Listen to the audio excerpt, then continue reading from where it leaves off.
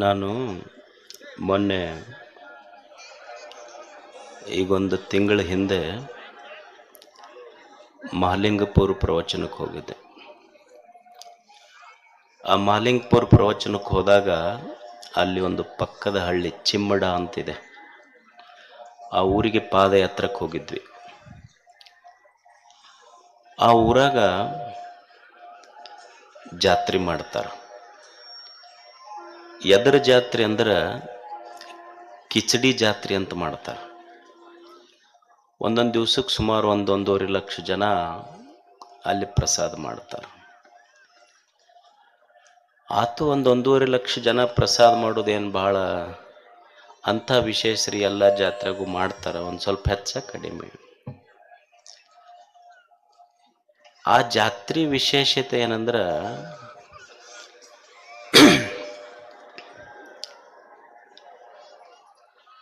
ಚಿಮ್ಮಡದೊಂದು ಜಾತ್ರೆ. ಆ ಜಾತ್ರೆ ವಿಶೇಷ ನನಗೇನವರು 1 ಲಕ್ಷ ಮಂದಿಗೆ ಉಣಿಸಿದ್ದು ದೊಡ್ಡದು ಅನಿಸಿಲ್ಲ ನನಗೆ. ಈಗ ನಮ್ಮಲ್ಲಿ ಜಾತ್ರೆಗೆ ದಿವಸ 3-4 ಲಕ್ಷ ಮಂದಿ ಉಣ್ತಾರೆ. ಆದ್ರೆ ಆ ಜಾತ್ರೆಗೆ ಒಂದು ಭಾಳ ವಿಶೇಷ. ಈಗ ಜಾತ್ರೆಗೆ ಬರ್ತಾರೆ, ಜಾತ್ರೆಗೆ ಬಂದವ್ರ ದೊಡ್ಡ ಸಮಸ್ಯೆ ಏನಂದ್ರೆ ಪಾದರಕ್ಷೆ ಸಮಸ್ಯೆ. ಅಂದ್ರೆ ಎಲ್ಲಿ ಬಿಟ್ಟೇವೋ ಎಲ್ಲಿ ಹೋಗೈತು. ಮತ್ತು ಕೆಲವು ಮಂದಿ ತಮ್ಮ ಹಳೆ ಬಿಟ್ಟು ಹೊಸವು ಹಾಕೊಂಡು ಹೋಗ್ಬೇಕಂತನ ಜಾತ್ರೆಗೆ ಬಂದಿರ್ತಾರೆ ಅವರು.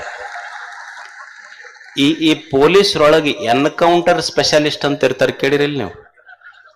ಪೊಲೀಸರಿಗೆ ಎನ್ಕೌಂಟರ್ ಸ್ಪೆಷಲಿಸ್ಟ್ ಅಂತ ಇರ್ತಾರೆ. ಅಂದ್ರೆ ಎಲ್ಲಿ ಗುಂಡ ಹಾಕ್ತಾರ ಅವ್ರು, ತಪ್ಪಂಗಿಲ್ಲ ಗುರಿ.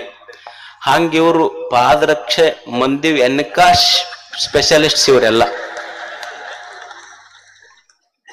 ಇದು ಎಲ್ಲ ಜಾತ್ರೆಗೂ ಸಮಸ್ಯೆ.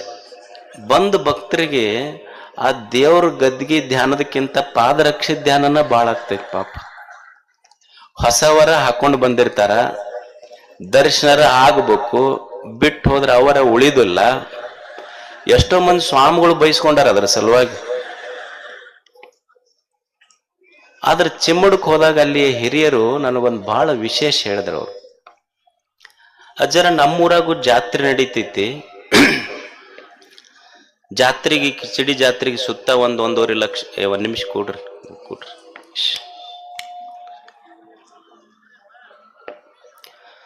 1-1.5 ಲಕ್ಷ ಜನ ಬರ್ತಾರ.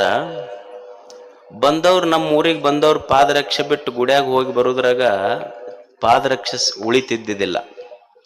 ಅದಕ್ಕೆ 1983 ನಮ್ಮ ಊರಿನ ಕೆಲವು ಜನ ಹಿರಿಯರು ಯುವಕರು ಸೇರಿಕೊಂಡು ನಾವೇನ್ ಮಾಡಿದ್ವಿ ಅಂದ್ರೆ ಪಾದರಕ್ಷೆ ಯಾರು ಕಾಯ್ತಾರ ಅಂತ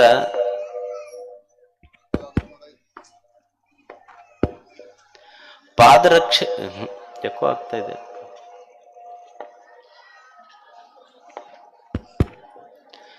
ಪಾದರಕ್ಷೆ ಯಾರು ಕಾಯ್ತಾರ ಅಂತ ತಿಳ್ಕೊಂಡು ನಾವ್ ಯಾರಿಗಾರ ಕಾಯೋರಿಗೆ ಹಿಡ್ಕೊಳಕ್ ಹೋಗ್ಲಿಲ್ಲ. ನಾವೇ ಒಂದಿಷ್ಟು ಜನ ಯುವಕರು ಸೇರಿ ಒಂದು ಟೆಂಟ್ ಹಾಕೊಂಡು ಯಾರ ಗುಡಿಗೆ ಬರ್ತಾರ ಊರನ ಹಿರಿಯರು ಯುವಕರು ಸೇರಿ ಪಾದರಕ್ಷೆ ಬಂದ ಭಕ್ತರ ಪಾದರಕ್ಷೆ ಕಾಯ್ಲಿಕ್ಕೆ ಶುರು ಮಾಡಿದ್ರು.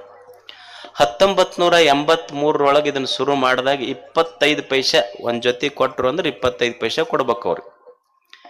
ಆ ವರ್ಷ 450 ರೂಪಾಯಿ ಇನ್ಕಮ್ ಆತಂತ ಒಂದ್ ದಿವ್ಸದ್ದು. ಇದನ್ನ ಏನ್ ಮಾಡ್ಬೇಕು ಅಂತ ಎಲ್ಲ ಹಿರಿಯರು ಯುವಕರು ಸೇರಿ ಅವ್ರು 9-10 ಮಂದಿ ಡಿವೈಡ್ ಮಾಡಿಕೊಂಡು ಇದ್ರದ್ದು ಇಂಟ್ರೆಸ್ಟ್ ಮುಂದಿನ ವರ್ಷ ಕೊಡ್ಬೇಕಂದ್ರು 7,500 ರೂಪಾಯಿ ಆತಂತ ಮರು ವರ್ಷ. ಹಿಂಗ ವರ್ಷ ಬಂದಿದ್ದು 83ರಿಂದ ಇಲ್ಲಿವರೆಗೆ ಬೇರೆ ದುಡ್ಡಲ್ಲ, ಬಂದು ಮಂದಿ ಪಾದರಕ್ಷೆ ಊರಾಗ ಕಾಯ್ದ ದುಡ್ಡು 1,90 ಲಕ್ಷ ರೂಪಾಯಿ ಮಾಡ್ಯಾರ ಅವ್ರು.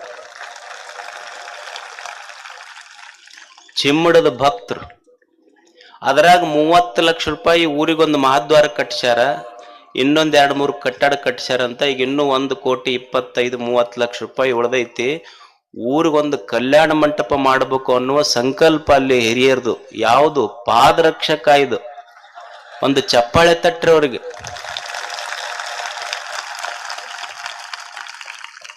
ಪಾದರಕ್ಷೆ ಹಾಕೊಂಡು ಹೋಗೋರ ಮಧ್ಯದೊಳಗೆ ಅದನ್ನು ಉಳಿಸಿ ಊರು ಉಳಿಸ್ಯಾರಲ್ಲ, ಅದು ದೊಡ್ಡದೈತಿ. ಒಬ್ಬ ಸಂತ ಬರಿತಾನ, ಇದು ಒಂದು ಭಕ್ತರ ಪಾದರಕ್ಷ ಕಾಯುವುದೈತಲ್ಲ, ಇದು ಒಂದು ಯೋಗ. ಇದು ಒಬ್ಬ ಸಂತ ಬರಿತಾನ, ಕೇಚಿತ್ ಜ್ಞಾನಾವಲಂಬಿನ ಕೇಚಿತ್ ಕರ್ಮಾವಲಂಬಿನ. ಭಗವಂತನೇ ಕೆಲವು ಜನ ಜ್ಞಾನದಿಂದ ನಿನ್ನ ಹತ್ತಿರಕ್ಕೆ ಬಂದರು, ಭಗವಂತನೇ ಕೆಲವು ಜನ ಕರ್ಮ ಯೋಗದಿಂದ ನಿನ್ನ ಹತ್ತಿರಕ್ಕೆ ಬಂದರು, ಕೆಲವು ಜನ ಶಿವಯೋಗದಿಂದ ನಿನ್ನ ಹತ್ತಿರಕ್ಕೆ ಬಂದರು. ನಾವು ಜ್ಞಾನ ಯೋಗನೂ ಮಾಡಲಿಲ್ಲ, ಕರ್ಮಯೋಗನೂ ಮಾಡಲಿಲ್ಲ, ನಿನ್ನ ಹತ್ತಿರ ಬರ್ಬೇಕಂತ ಶಿವಯೋಗನೂ ಮಾಡಲಿಲ್ಲ, ಆದ್ರೆ ನಿನ್ನ ಹತ್ತಿರ ಬರುವ ಜನರ ಪಾದರಕ್ಷ ಕಾಯುವ ಸೇವಾಯೋಗ ಮಾಡದವರು ಅಂತ ಚಿಮ್ಮಡದ ಜನ. ವಯಂತು ಹರಿದಾಸನಾಂ ಪಾದರಕ್ಷಾವಲಂಬಿನ. ಕಟ್ಟಬೇಕು ಊರೊಂದು ಇಂಥದ್ದು. ನೋಡಿ ಎಷ್ಟು ನನಗೆ ಬಹಳ ಇನ್ಸ್ಪಿರೇಷನ್ ಅನ್ನಿಸ್ತು, ಸ್ಫೂರ್ತಿ ಅನ್ನಿಸ್ತು ನನಗೆ ವೈಯಕ್ತಿಕವಾಗಿ. ಹಳ್ಳಿಗಳಲ್ಲಿ ಇಂಥ ಒಂದು ಸಣ್ಣ ಸಣ್ಣ ನೋಡಿ, ಒಂದು ಸಣ್ಣ ಐಡಿಯಾ. ನಾವು ಜಗತ್ತು ದುಡ್ಡ ಜಗತ್ತಾಳೋದಿಲ್ಲ, ಅಧಿಕಾರ ಜಗತ್ತಾಳೋದಿಲ್ಲ, ಐಡಿಯಾಸ್ ರೂಲ್ ದಿ ವರ್ಲ್ಡ್. ವಿಚಾರಗಳ ಜಗತ್ತನ್ನು ಆಳ್ತವೆ ಅನ್ನೋದಕ್ಕೆ ಇದೊಂದು ಸಣ್ಣ ಐಡಿಯಾ ಇದೆ.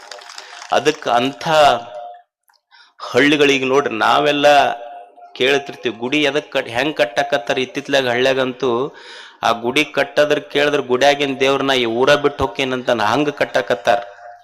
ಗೊತ್ತೈತಿಲ್ಲ ನಿಮ್ಗೆ ಹೆಂಗೆ ಕಟ್ತಾರ? ಹರಾಜು ಮಾಡ್ತಾರ. ಏನು ನಾವು ಹೇಳೋದು ಬೇಡ, ನಿಮ್ಗೆ ಗೊತ್ತಾಕೈತದ. ಮಾಹಿರದಿರದ್ರಾಗ ಏನೇನೋ ಹರಾಜು ಮಾಡಿ ಬಂದ ದುಡ್ಡಿನೊಳಗೆ ಏನು ಹರಾಜು ಮಾಡ್ತಾರ ಅನ್ನೋದು ನಿಮ್ಗೆ ಗೊತ್ತೈತಿ. ನನ್ನ ಬಾಯಿ ಬಿಡಿಸಿ ನಾಳೆ ಯೂಟ್ಯೂಬ್ನಾಗ ಅದನ್ನ ಪೇಸ್ಟು ಕಟ್ಟು ಇದನ್ನ ಮಾಡಿ ಗುಡಿ ಕಟ್ಟಿದ್ರ ನಾವೇನ್ ಮಾಡಕತ್ತೀವಿ ಅಂದ್ರೆ ಏನೇನೋ ಮಾಡಿ ಹರಾಜು ಮಾಡಿ ಗುಡಿ ಕಟ್ತೀವಿ ಖರೆ. ಆದ್ರೆ ಏನಾಗೈತಿ ಅಂದ್ರ ಗುಡ್ಯಾಗ ಕಲ್ಲಿನ ದೇವರು ಕೂಡಿಸಿ ಊರಾಗಿನ ಚಲೋ ಚಲೋ ಹುಡುಗರು ದೇವರೆಲ್ಲ ಹಾಳಾಗಕತ್ತಾವ. ಅದಕ್ಕೆ ಅದು ದೊಡ್ಡ ಗುಡಿ ಕಟ್ಟಬೇಕಂತಿಲ್ಲ, ನಮ್ಮ ಶ್ರಮದ ಬೆವರಿನಿಂದ ಒಂದು ಸಣ್ಣ ಗುಡಿ ಗುಡಿಸಲು ಹಾಕಿದ್ರು ಸಾಕು, ದೇವರು ಸಂತೋಷ ಪಡ್ತಾನ. ಅದಕ್ಕೆ ಏನೇನೋ ಹರಾಜು ಮಾಡಿ ಊರಾಗ ಗುಡಿ ಕಟ್ಟುವ ಅವಶ್ಯಕತೆ ಇಲ್ಲ. ನನಗೆ ಚಿಮ್ಮಡದ ಆ ಭಕ್ತರ ಈ ಕಾರ್ಯ ಎದಕ್ಕೆ ಇಷ್ಟ ಆಯ್ತು ಅಂದ್ರ, ಊರು ಎಲ್ಲೋ ಬಂದವರು ಪಾದರಕ್ಷೆ ಕಾಯ್ದು ಆ ಊರಿನ ಅಭಿವೃದ್ಧಿ ಮಾಡಿದ್ರಲ್ಲ, ಇದು ಒಂದು ಹೊಸ ಯುಗ. ಇಂಥ ಕಾರ್ಯಗಳು ಹಳ್ಳಿಗಳಲ್ಲಿ ನಡೆದ್ರೆ ಹಳ್ಳಿಯ ಗೌರವ ಇದು. ಅದಕ್ಕೆ ನನಗೆ ಬಹಳ ಆ ಊರಿನ ಬಗ್ಗೆ ಹೆಮ್ಮೆ ಅನಿಸ್ತು, ಗೌರವ ಅನಿಸ್ತು. ಮತ್ತು ಆ ಪಾದರಕ್ಷೆ ಸೇವಾ ಮಾಡಕ್ಕ ಅವರಷ್ಟೇ ಅಲ್ಲ, ಅಲ್ಲಿ ಎಲ್ಲ ಹಿರಿಯರು, ಯುವಕರು, ಅಧಿಕಾರಿಗಳು ಸಹಿತ ಸೇರಿ ಅವತ್ತಿನ ದಿನ ಪಾದರಕ್ಷೆ ಕಾಯುವ ಒಂದು ಕೆಲಸ. ಇಂಥ ಸತ್ಸಂಪ್ರದಾಯಗಳು ಹಳ್ಳಿಗಳಲ್ಲಿ ಬರಬೇಕು ಅಂತ ಅವರು ಊರಿನ ಪರವಾಗಿ ಒಬ್ಬರು ಹಿರಿಯರು ಬಂದಿದ್ದಾರೆ. ಆ ಹಿರಿಯರಿಗೆ ಪರಮ ಪೂಜ್ಯ ಉಪ್ಪಿನಬೆಟಗೇರಿಯ ಶ್ರೀಗಳು ಗೌರವ ಸಲ್ಲಿಸಬೇಕು, ಅವರಿಗೆ ಆಶೀರ್ವದಿಸಬೇಕು ಅಂತ ಕೇಳ್ತಾರೆ.